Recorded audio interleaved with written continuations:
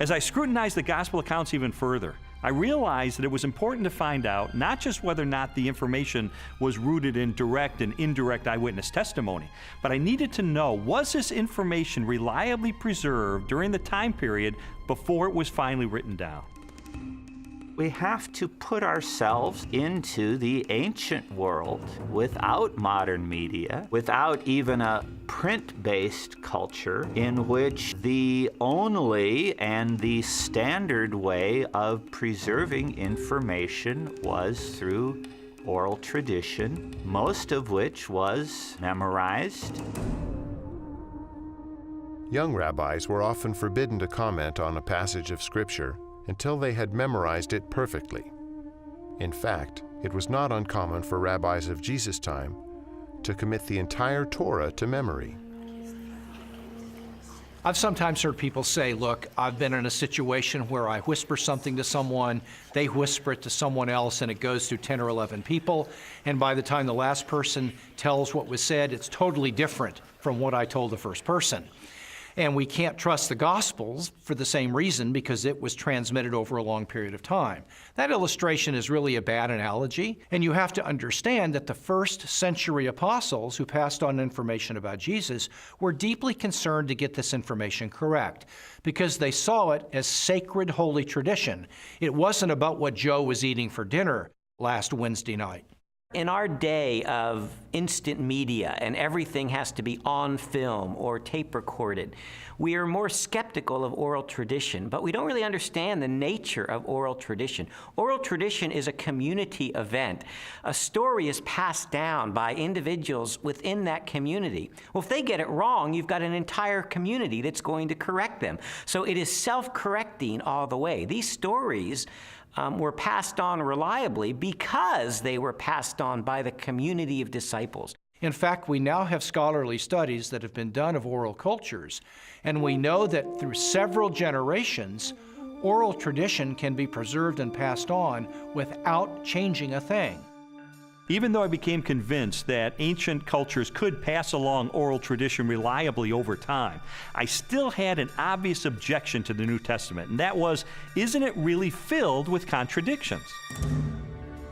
One of the issues people often raise is the question of apparent contradictions between the Synoptic Gospels, where there's a parallel story. For example, Matthew tells the story of 2 blind men being healed, whereas in Mark's account there's only 1 blind man. How can we get this contradiction? The vast majority of these apparent contradictions, however, are quite easily resolved. Mark describes only one of the 2 blind men, the one who is most prominent, obviously, or perhaps even the one who became a disciple of Jesus and became prominent in the later church. So most of these apparent contradictions are quite easily resolved. Had every single account given us exactly the same detail, we might have accused them of some form of collusion, of having gotten together and carefully planned out how they were always going to tell the story with the exact number of details, but then one doesn't have independent testimony at all. It's natural when you have multiple eyewitnesses to the same event. You're going to get different perspectives, and that's okay. You want that.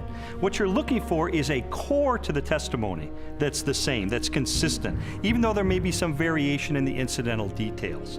If you're in a court of law and you have multiple witnesses come in and testify to the exact same thing, the first objection that's brought up is to say collusion. They got together, they orchestrated their testimony, and their credibility is shot.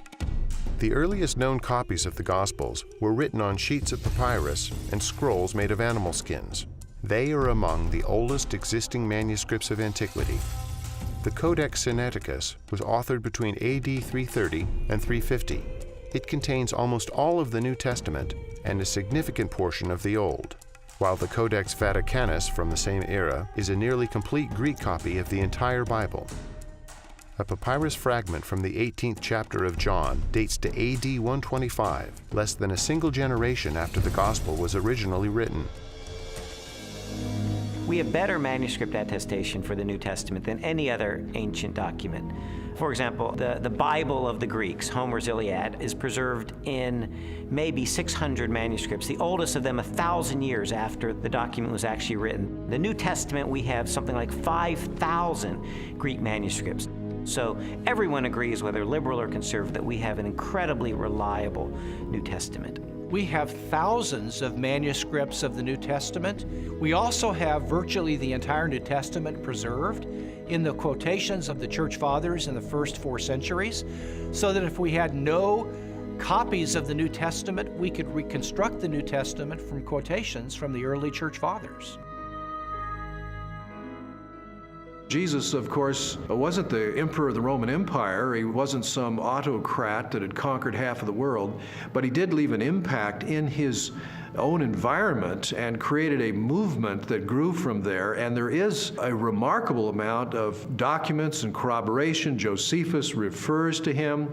The Roman historian Tacitus refers to him. Suetonius, the political writer, refers to him. Critics refer to him. And so it's like a stone thrown into a pond. The ripples go out and everywhere are felt. It's a very impressive record taken as a whole. In AD 93, the Jewish historian Josephus published his work, Antiquities of the Jews. Scholars generally agree that the following text accurately records Josephus' record of Jesus. Now there was about this time Jesus, a wise man, for he was a doer of wonderful works, a teacher of such men as received the truth with pleasure.